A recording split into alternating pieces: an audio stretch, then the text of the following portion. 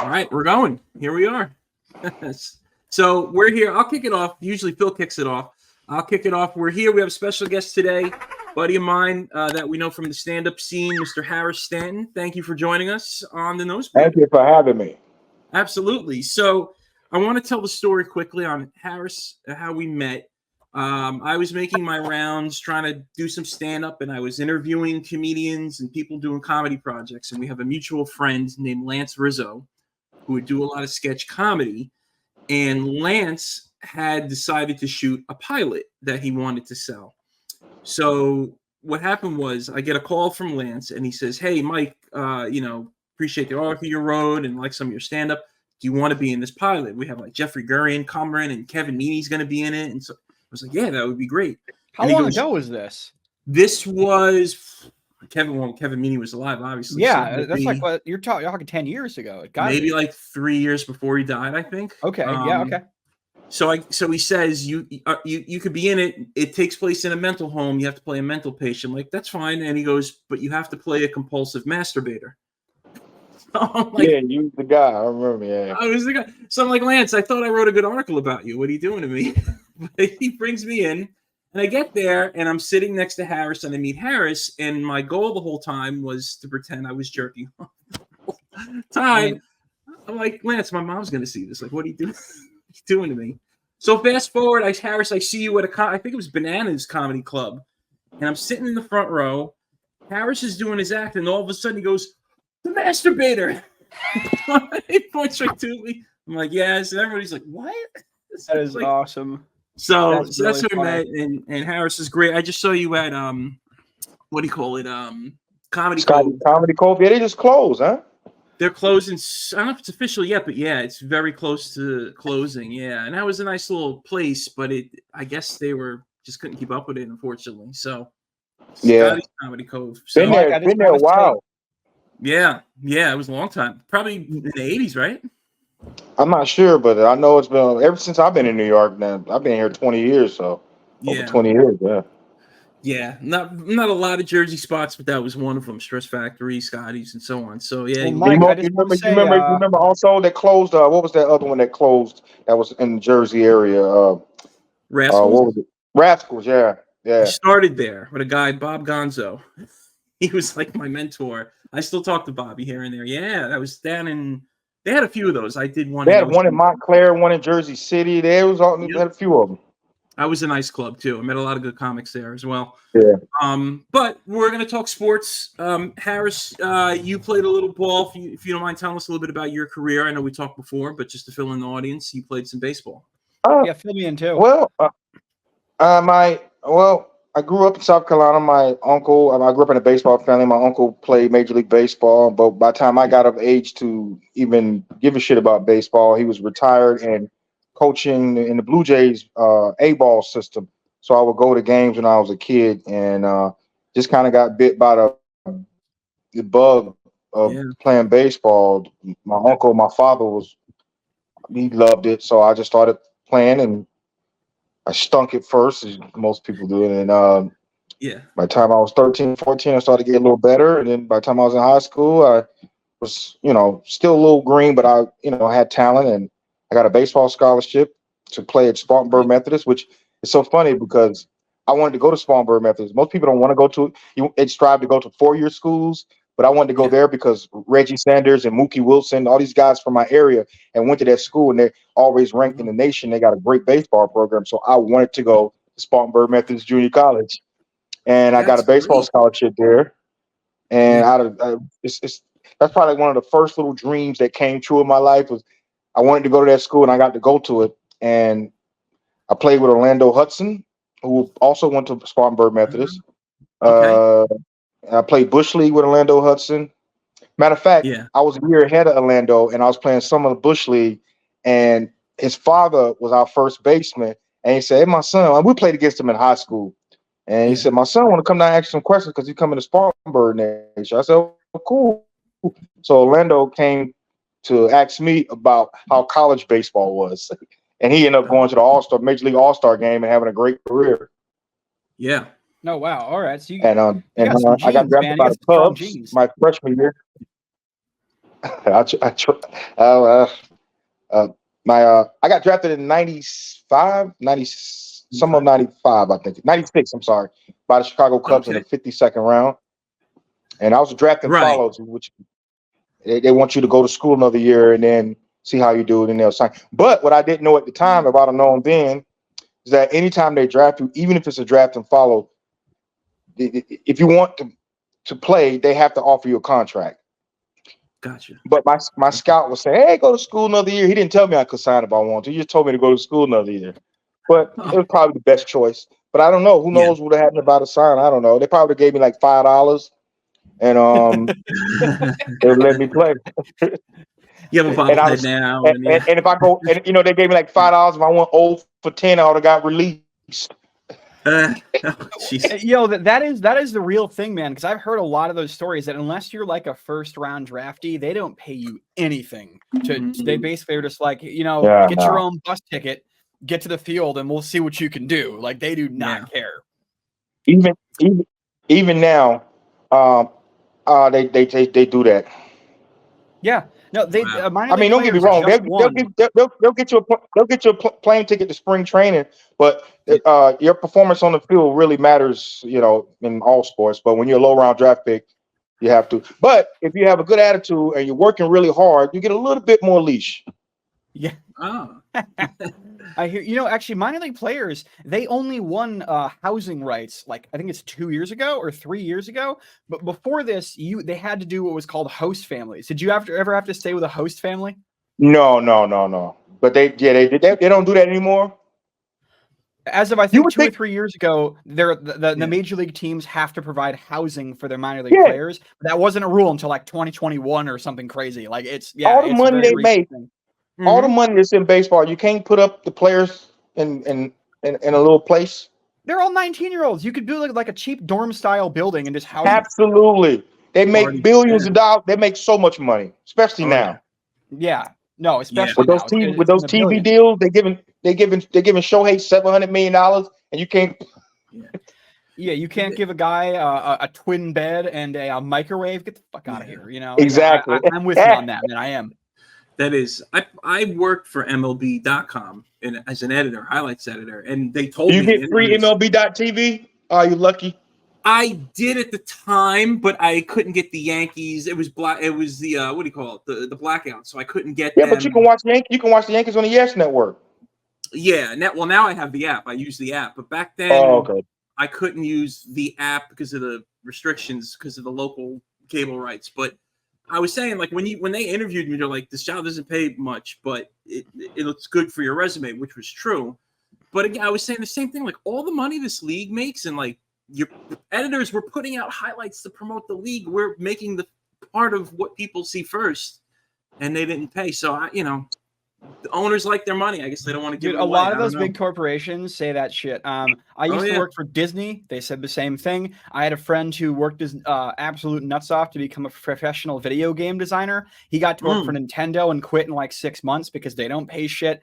A lot of these corporations do exactly what you just said. They don't really want to pay. They just say, oh, it's good for your resume and we're going to pay you as little as we can. And it sucks. I'm sorry I had to go through that, Mike. I am. Well, take cruise ships for instance. I just started working them, and they pay the people that clean your room pennies when they make all that money. Oh, dude, they're bad too because they do triple bunk beds in some of them ships, and also it's contract style to where you're at sea for 6 months and you don't get an off day. I know a few people who've done those. Yeah, those are crazy, human treatment for those cruise ships. But that's not what we're here to talk about. We're here to talk a little sports. Mike, what's on the docket today? What do you got? So we got the All-Star game coming up. We always, I told Harris, Harris, I don't know what your favorite team is, but we always talk Yankees. I mean, we talk local sports mostly. I'll talk any team. We'll talk any team. The Yankees stink right now. Although Ben Rice had that 3-home run game yesterday, which was unbelievable. First, Ben Rice. Yeah, exactly. Exactly. Yankees rookie hit 3 home runs yesterday. Went 3 for 5 with like 7 RBIs. So Ben Rice is great when that happens, when some guy you never heard of just shines like the sun. You're like, who the fuck is this guy? There's nothing sexier than when a rookie on your team comes up and manhandles the opposition. Yeah, Ben Rice has been in the league for, I think, 3 weeks. I'm not kidding. Yeah. It's around 3 weeks. Rookie first baseman, emergency injury call up, and he's absolutely tearing it up. And he did it against Boston. Let's see what he does when they get the scouting report on him, because that's exactly. when the real test yeah, exactly. They're gonna find out. They were saying it yesterday. Some adjustments. Then you go 0 for 22. Oh, yeah. He was a catcher. I don't think he's played AAA ball yet. They brought him up from, I think, the Somerset Patriots, AA. I think. Don't quote me on that, but that's what I thought I heard. I think you're right. No, and he was a catcher in development, and then they put him at first because they needed an emergency call up. Rizzo fractured his hand. Yeah, he's got a bat. The boy can hit. We'll say that. So he's 3 home runs yesterday. He has 4 total for the season. I was saying yesterday he was trying to catch up to Aaron Judge in 1 game. That's what his plan. That's what he was trying to do. Harris, what team do you follow? I follow the Blue Jays. I follow a couple teams. I follow the Blue Jays because my uncle was the batting instructor for the Blue Jays organization. Okay. And so I kind of fell in love with the Blue Jays, their colors and everything. And I got to see guys like Fred McGriff and Cecil Fielder, Rob Ducey. And then when they won the World Series back-to-back, my uncle got 2 rings because he was a batting instructor for the team. Oh, that's sick. Oh, man. All the minor league coaches get rings, too. Yeah. Wow. Yeah, they're helping develop the guys. That's pretty sick. Yeah. I mean, Toronto is one of the few stadiums I haven't been to yet. But I like the colors. I like the little teal on the top of the bird. They're kind of one of those teams that this year they stink, but they were supposed to be better. You look at the names on that roster, and they should have had a better year than they're having. Well, you know what? Yeah. They need more than Bichette and Guerrero. Yeah. Yeah. Nowadays, you need about 5 MVPs to compete on your team. Yeah. I mean, baseball teams these days are built more like basketball teams, where a lot of teams, and I think the Phillies are the best example of this right now, where they just kind of stack superstars and hope it works out. Yeah. And the Jays need 2 or 3 more. You're not wrong at all. Yeah. So what if, as someone who's played, what are you seeing? Because we have our opinions on how different the game is. What are you seeing that's different now, the way they're approaching it? Because to me, and I know this is like the layman's way of saying it, but I feel like the analytics have changed it, and guys are trying to hit for home runs, the launch angle, exit velo, and all that stuff. I mean, was that stuff talked about when you were playing at all? Launch angle? No, not at all. Matter of fact, I was told to swing down the ball to get a rise, and I would do, and it would work. If you swing down a baseball, when you hit it, it kind of, I guess the angle that it hits the bat, it flies up. So I was taught to do that. Yeah. But you can always have an uppercut. That always works. But what annoys me about today's game is the lack of starting pitching, letting them go long. It burns me up when somebody's pitching really well in the 5th inning, and here come the guy walking out to take him out. Yes. And you know what I love to see after that happens? I like to see the next guy get shellacked. Yeah. Like when they took Blake Snell out. And that's when the Dodgers started to hit the ball. Mm-hmm. Took him out. It just fell apart. Figure. Take the guy out that nobody can hit and put somebody in that may be cold and nervous. Yeah, exactly. And how many times have you seen this regular season or World Series where your starting pitcher is in his groove? He pitches, full, even if it is a full 7 innings, and then as soon as they put in somebody else, no matter who it is, they just get lit up because they just didn't have it like the starter did that day. And that's going to happen. The guy might not be ready, but at least that guy, you got everything out of that guy you took out. Yeah. The way I see things now, especially where pitchers are going 4 or 5 innings and that's it, it drives me nuts when I see somebody, especially later in the game, swing at the first pitch, and it's like, burn these pitchers out, take pitches, have some patience up there. Why are you swinging at the first pitch when they're not going to keep these pitchers in very long? Like sometimes in Major League, the first pitch is the best pitch to hit. True, that is true. Yeah, because little fastball down the middle, let me ambush.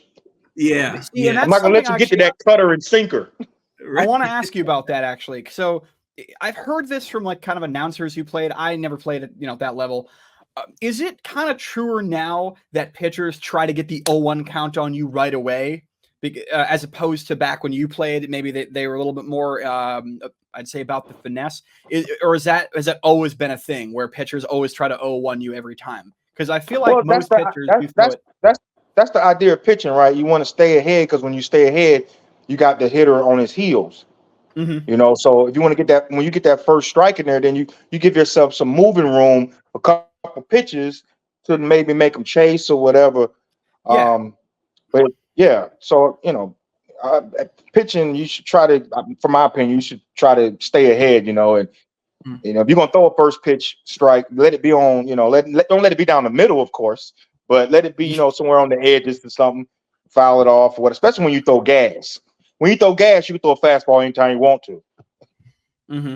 Gotcha. Did you ever? It doesn't sound like you pitched that much. Did you pitch at all, or are you more? No, I didn't pitch at all. I was a hitter. Yeah, I don't. Okay. Yeah. What did you play? What defensively? I played right field, and they was trying to move me to first base. I played a little first base, not much. Okay. Gotcha. When you're at the plate as a hitter, something I was thinking of the other day, like as fans, we'll watch it and we'll go, why didn't he swing, or why is he swinging at junk? Are you thinking, okay, he threw this, he threw that, he's probably going to throw that now, and it's not that, and you're like, I was swinging for a curveball and he threw me the cut or something, you know? Does that happen quite often, and maybe we don't just realize that as fans? Well, when a hitter's in his groove, it really don't matter what you throw, but sometimes when you're not in your groove, you're a little bit in between. When you're in between, you're guessing. So, you know, and sometimes you can guess depending on the count, but nowadays, what is it? A 2-0 count is not necessarily going to be a fastball. A 3-1, 3-0 count is not necessarily going to be a fastball these days. Yeah. But yeah, man, and you always thinking how this guy. First, you have how you think he's going to pitch you, and he has a way of pitching you. So it's kind of a thinking game. Yeah. Interesting. So would you say that pitch selection has changed since you played? You mean for a hitter or a pitcher? Well, I mean, I guess both, right? Because you were saying you kind of have to get up there and guess and try to figure out what he's going to throw you. But do you think the pitchers have kind of adjusted their game to throw different pitches in different counts to throw off the what would be a normal guess, I guess you'd say? Yeah. I'm sorry. What's the question again? Like, so has the idea, because you just said a second ago, you said that, you know, back in the day, a 2-0 or a 3-1 or a 3-0 is almost always a fastball because he wants to get back into the at bat. But nowadays, you don't see that anymore. So would you say that pitch selection overall has shifted since you played, like the way that a pitcher comes at you? I'm sure it has, but I wouldn't know. And also, a lot of this depends on a lot of factors. A lot of things depend on a lot of different factors. Like if he's having trouble commanding his curveball, you're probably not going to see that pitch, so you can kind of eliminate it. It all depends on the pitcher. You know, it depends on what he's got that night.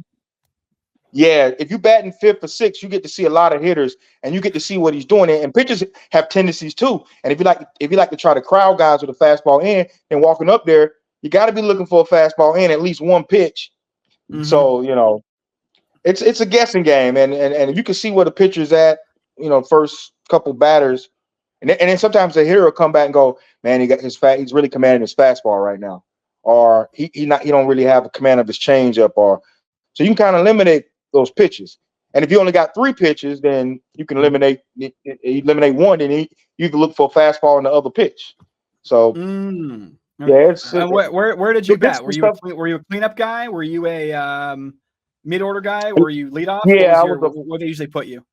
4th, 5th, or 6th throughout the time I played. Okay. Oh, so you had some power then. Yeah, middle of the lineup. Yeah, I had a little pop. Hell yeah! I mean, I was 6'3", 240 pounds. So yeah, and they put you at first base, and then that's traditionally a power position, no matter what area you're in. No, that's cool, man. I love that. You know what? I don't know if you guys saw that David Justice, Keyshawn Johnson interview that was on YouTube. Yeah. But David Justice played right field, and he said something that I experienced. I wanted to play the outfield because they hit shots in the infield, like the corners.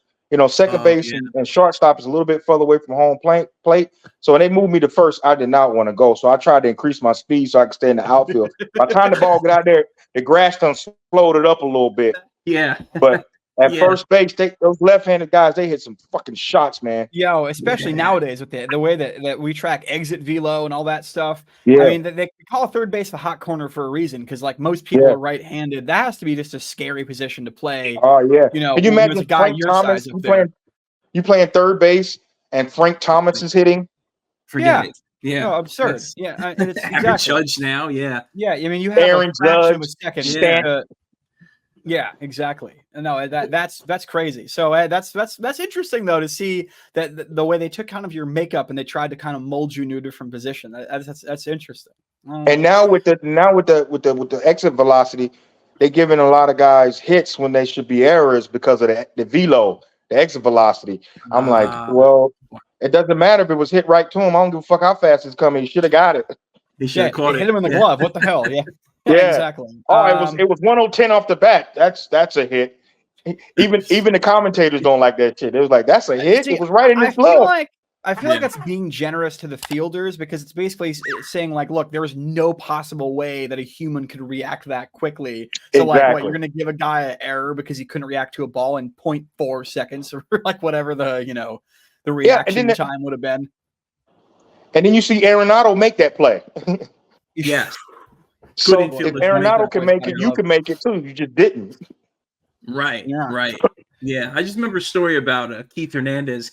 Forget who hit it. Just hit it right to him, and he just looked at it. It was like his life flashed before his eyes. And like you're saying, the infielders will have that experience because they're right there. They're so close, especially pitchers. When you see a comebacker to the pitcher, oh my god! I still don't know how Jim Abbott played baseball. That is a miracle of anything that I've ever seen.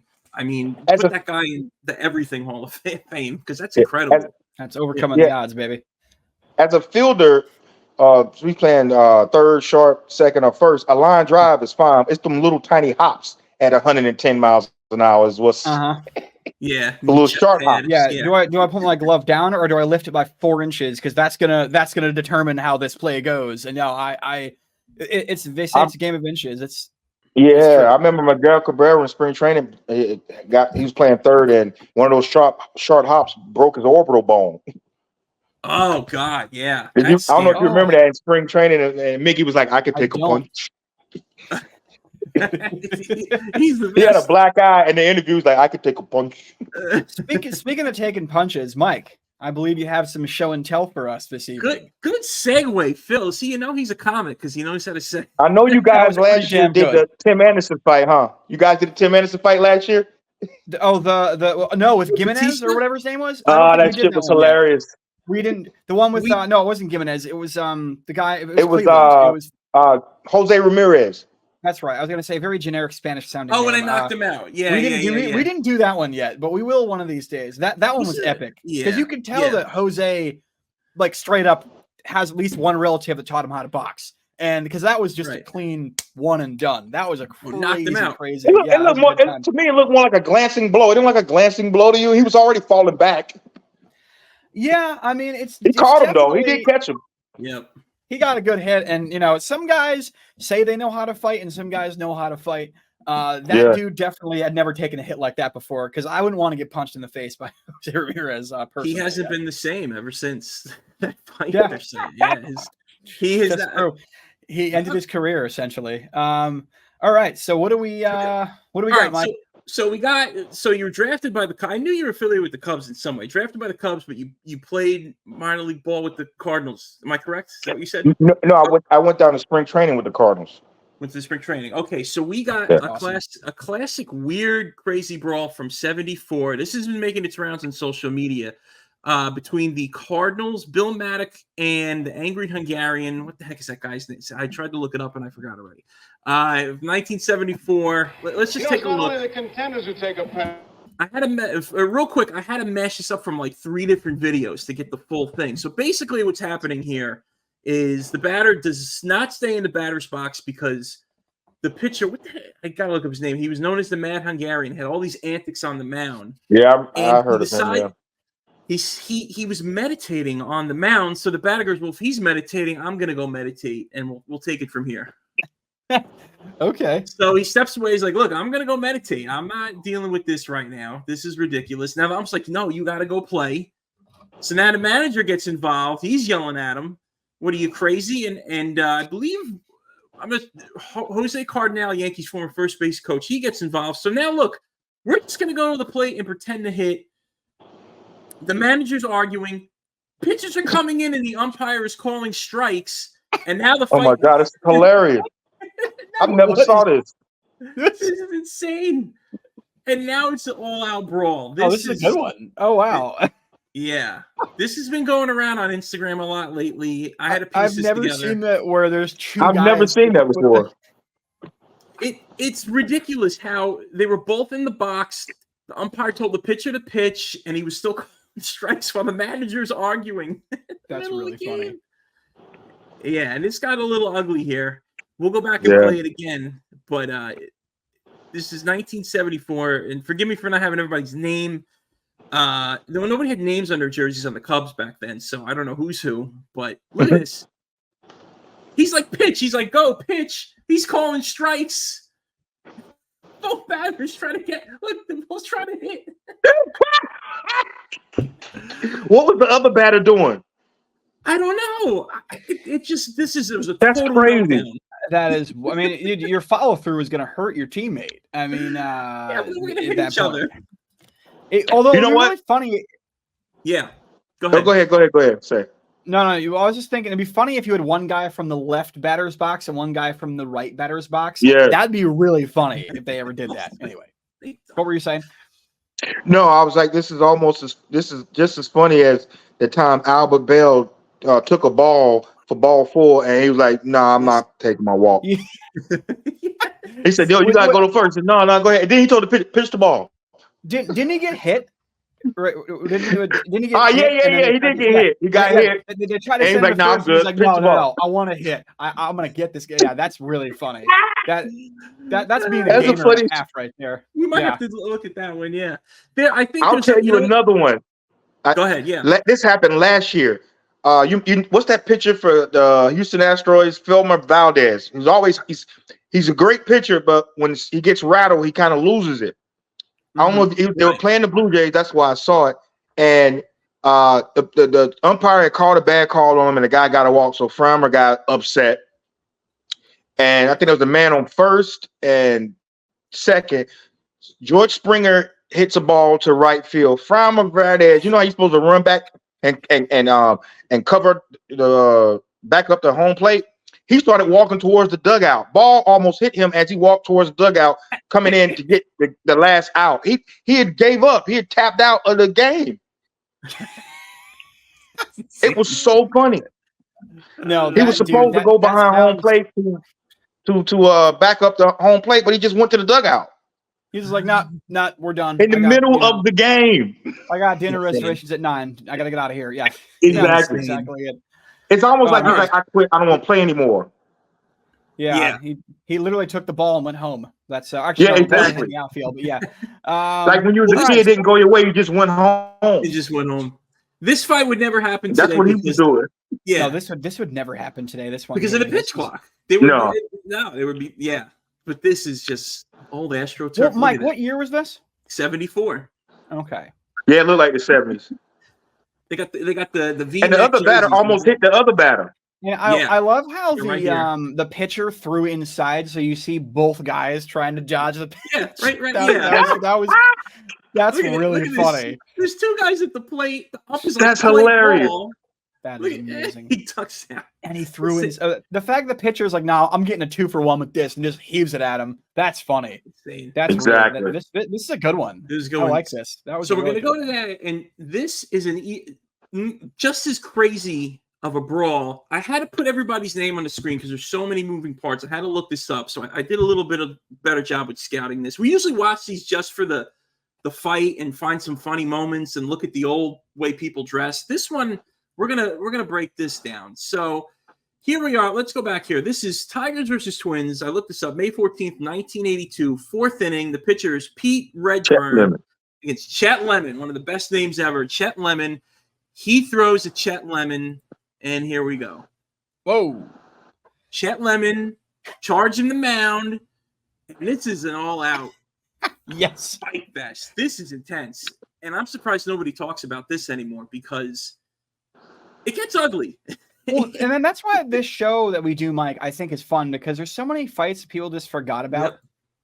Yeah. And this is later in the game. This is the 11th inning. Ron Davis is now pitching the Enos Cabell. Twins pitching against Tigers at the plate again. Ooh. It looked like it hit the bat. and there's another bench clearing brawl in the same game. I give credit to Davis, though. Did you see that right there? He just Heisman the guy's head. That was. Oh yeah, this gets ugly here. Somebody comes. He's just. Some guy. Man. He speared him like an NFL player. I mean, they're really going at it. This guy's swinging at everybody. This guy on the Tigers. Hernan, what is that? Yeah, I can't. Yeah, he's swinging at everybody. Yeah, Saucier. Look at it. I mean, this is intense. Name is Saucier. You'll see if you look up in the corner, Sparky Lyle goes down right here. He's on the ground. Whoa. Yeah, these are legit. Oh, and the coach goes down. Or Sparky Lyle. Sparky Lyle was 25 right there, by the way. But right at the beginning of this section of the fight, yeah, I just love how that pitcher, he just straight up, the guy's going for a tackle, he just grabs him by the head. Oh, somebody had to get carried off on the stretcher. Whoa! So I read what happened here. Yeah, he's got a migraine. Yeah, so I read what happened here. Exactly this what it is Tigers pitcher Dave Rozema. I couldn't find it in the footage. He tried to jump in and ninja kick somebody, and he hurt his leg, and he was out for the season after this. Okay. So I hate to laugh, but like it's just insane. You don't see this anymore. It's usually come out, they get face to face, and they break it up. This is the '80s, and things were tense. Different. Yeah, it's Tom Bernansky. I remember these guys from my baseball cards. So that's back when men were men. Yeah, exactly. This is right there. He has him by the head, and the guy doesn't get to get the tackle off. Yeah. Now, this is a really good one. I want to say this I love this guy's haymaker. This is everybody. His own teammate. He's throwing ones at his own teammate. He's just angry and wants to hurt people. Kirk Gibson's in there. Wow. This is a good one. This is a really good one. And it's funny because you notice in baseball brawls, I don't know if you've ever been involved in a brawl or seen one live in your playing days, but the brawl never ends with the people who started it. It's always been that way. Can we also mention this guy's hair? Right? Can you go back like about 3 seconds, Mike? That is some 1970s, 80s hair right there. That is a big great hair back then. That is that's Malone good. hair. Look at that. Look at that. Yeah. Just beautiful hair these guys had. How do they keep their hats on? Mustaches. Oh man, everybody had big puffy hair back then. It's like Harris said. This is back when men were men. Yeah. What happens? What happens if you're in the bullpen and there's a ball that breaks out and you just go, I'm not doing this. I'm just gonna stay here and let them deal with it. What do your teammates get on your case the next day while you come out? I assume so. I assume you could call a bitch in the locker room later. What do they call that? When they would is it kangaroo court when they would have the mock trials when your teammate screws up? I like MLB would show blooper reels and they would have like little court trials and they would call it kangaroo court and they were like, you didn't charge the mound, you forgot practice, you were late, and they like haze players or something like that. They have like little court cases in the locker room. Yeah, that's probably what happens if you bitch out in a fight. Yeah. This is a good one. I'll just run out there and just circle the edge and pretend like I'm brooding and then do nothing. That was your play? You're just like, all right, I'm here. Hopefully no one tries to tackle me. Yeah. I'm only gonna do something if someone try to tackle me, but I'm just going because it's too much melee and you can get sucker punched. I think you jump in that pile, you can get hurt. Anything can happen. Oh yeah. Oh, no, these guys smart. These guys are big. Everyone's got cleats on. If you end up at the bottom of the pile, even if you're a big guy, if you end up at the bottom of a pile of also big guys, you could get really hurt. Yeah, that's why I'm hovering the edge of the fight, acting like I'm gonna fight. Yeah. Like you got your dukes up. You're like, you're doing the pose, but you're like, God, please, no one swing at me. Yeah, I'm ready. I'm on guard. I'm ready. Who coming at me? Yeah. Girardi said he did that. I remember he was on the Yankees. He got beamed, and I don't think the pitcher charged, and he went like this, but he went down on his back. He's like, look, I'm not fighting, but I'm going to make like I'm going to fight. Exactly. I know that this is what you do. Yeah. So that's, and you don't want to look, and you don't want to look foolish on national TV just in case you get clocked like Tim Anderson. Tim Anderson. Or what was it? Batista and Odor, right? Oh, yeah. We try to keep it weird in the show and do ones that not many other people do. Yeah. Mike, do you have an ad to close us out with today? Do I have an ad? I can pull up one. I can either do the Gary Carter ad or I can do the Minute Maid ad with Patrick Ewing. So do the Minute Maid. Do the Minute Maid. Okay. We've been doing all baseball, so let's mix it up a little bit. Let me throw that in here. I didn't have it loaded up, but now I have it loading in. Now. I thought, but did we do this one last week or did it different? Oh, here we go. Uh-oh, what's wrong? There's just 1 minute made left. I'll play you for it.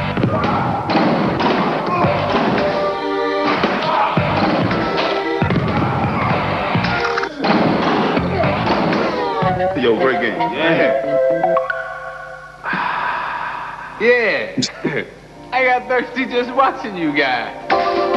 Minute Maid Orange, the orange, the official soft drink of the NBA. Do they still make Minute Maid soft drinks? I haven't seen one in a long time. I haven't seen one in a long time either. Are they owned by Coca-Cola? Maybe Coca-Cola said, "Now we have Orange Crush." I don't know. I haven't heard the word Minute Maid in a long time. Period. Yeah, well, Minute Maid Park's where the Astros play, and I know they still have the orange. Oh, Minute Maid Park, yeah. Right. I don't know that I haven't seen a canned Minute Maid in a long time. But yeah, this commercial is fun because you got the vintage look, the vintage filming, and also the implied violence at the very end of the commercial, where but they're implying this guy's about to get his ass beat in the locker room. I appreciate a lot about this one. A lot of people don't like Isaiah Thomas for many reasons, so this is a very typical Isaiah Thomas moment. Well, this is why specifically these guys don't like him. It started with the Minute Maid, yeah. Yeah, started with the Minute Maid, and also that flat top is delicious. Look at that, Dominique. Look at so good. And people early '90s hair. You know what's funny? The Knicks, when they were in the playoffs, a lot of the former Knicks would come and sit under the basket. And they had them all line up for a photo, and there was a guy there who looked exactly like Dominique Wilkins, and everybody's like, Dominique wasn't a Knick; it was his brother Gerald Wilkins who played Ewing. They could be twin brothers. So they were saying that they all look the same. That is not a good look for the Knicks organization, everybody. That is that's Jesus. So yeah, there's Jose Canseco had a twin brother. Did he really? Ozzy. That's right, Ozzy. Yeah, he played. He got drafted by Oakland A's. He just was not Jose. Yeah, not many people were. No, not many people could take a baseball off the head and stay in the game. And Barry Bonds' brother played in the minor leagues. Oh, he did. I didn't know that. Mm-hmm. Ken Griffey Jr.'s brother. Ken Griffey, I found out, was born in the same hometown as Stan Musial, so that's a good town to be born in if you're going to play ball. Yeah, something in the water out there makes you good at ball. All right. Yeah, any Craig Griffey wasn't that good. Craig Griffey sounds like that was his name, Craig Griffey. Sounds like a made up name. Like, you know that commercial with Chris Paul and Cliff Paul doing the insurance. You know, sounds like they would do, like if they were going to do that commercial today with Ken Griffey, his brother would be his brother would be Craig Griffey, who sells Allstate Insurance. Exactly. Or State Farm, whatever. What was that movie? Fred Claus. Vince Vaughn was Santa Claus's brother. Yeah, no, exactly. Which I sadly will say I have seen that movie, and I did waste an hour recording this in my life. All right, any closing thoughts today, gentlemen, before we move on? Harris, where are you going to be? What do you got coming up? Where can people follow you, see you? Please promote away. Well, you can follow me on Instagram at Harris Stanton Comedy, and I'm on Facebook. And I'm doing. I got a cruise ship coming up in a couple of weeks, so I don't know if I can promote that unless you're gonna be on the cruise.